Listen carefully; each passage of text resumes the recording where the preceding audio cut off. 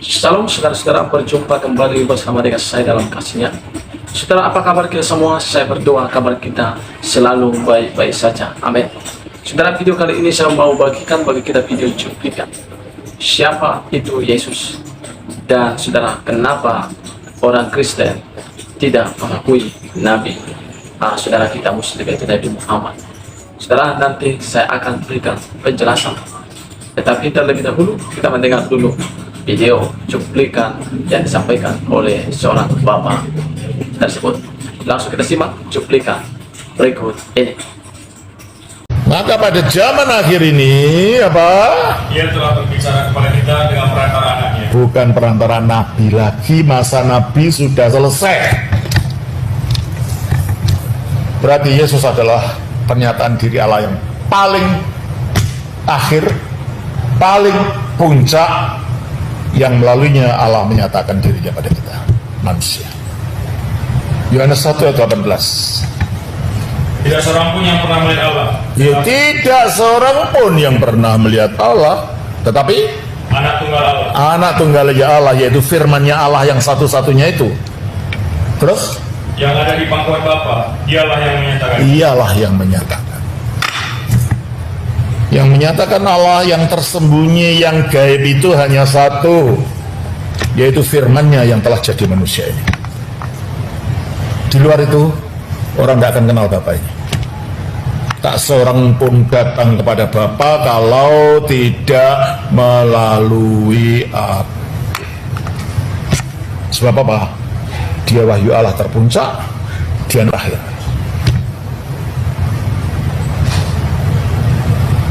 Makanya kita tidak menunggu Nabi lagi. Sesudah Yesus. Dulu pada abad keempat ada seorang yang bernama Mani atau Manes, orang Persia. Dia mengatakan bahwa dia adalah metres segala nabi. Kenapa?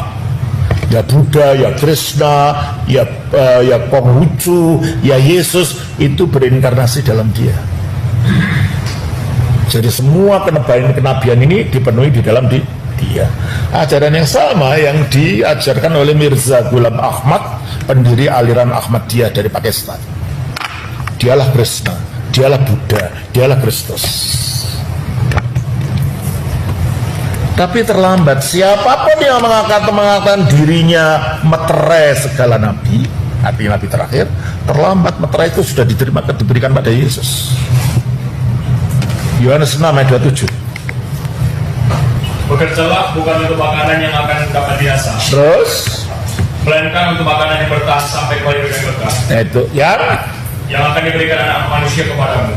Sebab dialah yang disahkan oleh Bapa dengan meterainya. dialah yang disahkan oleh Bapa dengan meterainya. Meterai kan Yesus, bukan yang lain.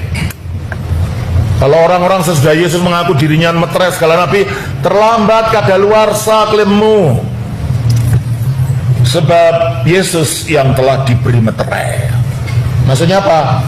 Kalau ada surat penting dari pemerintah, ada meterainya, bisa ditambah nggak di dalamnya, di bawahnya? Ya udah selesai. Meterai kenabian, meterai pewahyuan, meterai kebenaran itu sudah diberikan pada anak manusia ini, pada Yesus Kristus. Berarti Yesuslah wahyu pamungkas. Yesuslah penyataan terpuncak dari Allah itu. Tak seorang pun melihat Bapa, tetapi anak tunggal Allah yang ada di pangkuan Bapa itulah yang menyatakan, bukan yang lain. Jelas ini ya.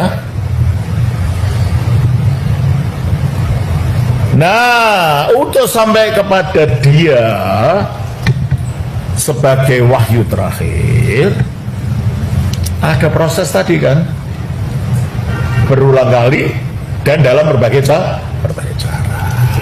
Nah, inilah yang sedang kita pelajari, berulang kalinya dan berbagai caranya ini. Minggu lalu kita telah belajar tentang Abraham, Ishak, dan Yakub, di mana Allah menjanjikan bahwa akan ada anaknya, keturunannya yang akan menjadi berkat bagi semua manusia. Kita baca di dalam Kejadian pasal 22 ayat 18. Oleh keturunan Mulah semua bangsa di bumi akan mendapat berkat. Oleh keturunan Mulah semua bangsa di bumi mendapat berkat. Kata keturunan ini dalam bahasa Ibrani-nya Zera, bukan Zeraim. Kalau Zeraim artinya keturunan-keturunanmu. Oleh Zera Mulah semua bangsa di bumi akan mendapat berkat. Berarti hanya ada satu keturunan Abraham nanti yang akan menjadi berkat bagi manusia. Itu diterangkan dalam Galatia 3 ayat 16. Adapun kepada Abraham diucapkan segala janji itu dan kepada keturunannya, tidak dikatakan kepada keturunan-keturunannya. Itu kan? Terus?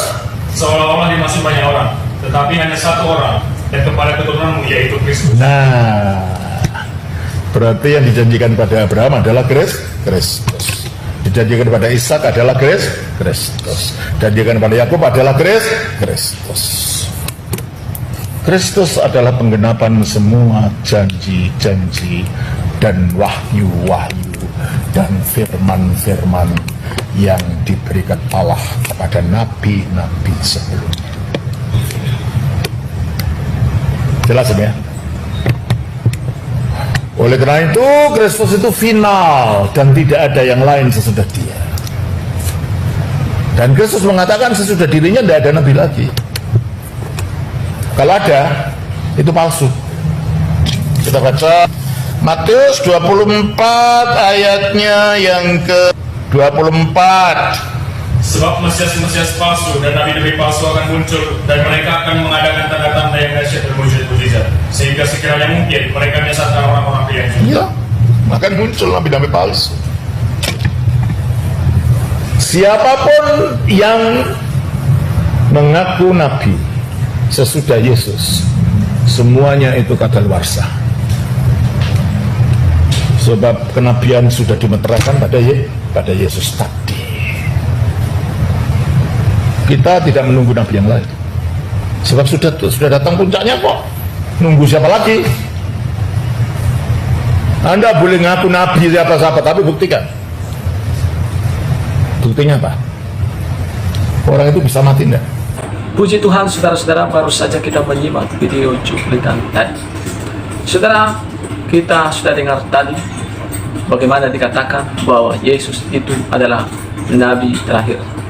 Dan juga Yesus ini, saudara, ketika Yohanes Pembaptis lahir, maka dia menyerukan akan datang orang yang kemudian datang daripada aku. Ini bercerita tentang Yesus. Dan ketika Yesus ini lahir, dia pun selama 33 tahun waktu itu di bumi ini, dia mengadakan tanda ajaib dan mukjizat. Dan seperti yang kita tahu, Yesus ini punya banyak gelar, seperti gelar nabi, gelar gembala, gelar guru, dan juga dia juga disebut gelar sebagai Tuhan. Saudara diberkati oleh Tuhan, kegenapan itu yang sudah diberikan lewat Yesus Kristus. Dialah nabi terakhir, dan dialah guru, dialah gembala, dan dialah Tuhan itu sendiri. Itu sebabnya kita sebagai orang-orang Kristen, ya, kita percaya kepada Yesus. Maka Yesus tidak pernah mengajarkan bahwa akan datang nanti nabi sesudah aku. Tidak, dia tidak pernah berkata demikian. Kalau Yesus berkata demikian, maka kami pun akan percaya kepada nabi-nabi saudara kita yang datang setelah Yesus Kristus. Tapi Yesus tidak pernah sekali-kali ucapkan hal demikian. Saudara, biarlah kiranya lewat video cuplikan ini iman kita kepada Yesus semakin teguh berharap kepadanya. Selamat tahun baru. Tuhan Yesus berkati. Shalom.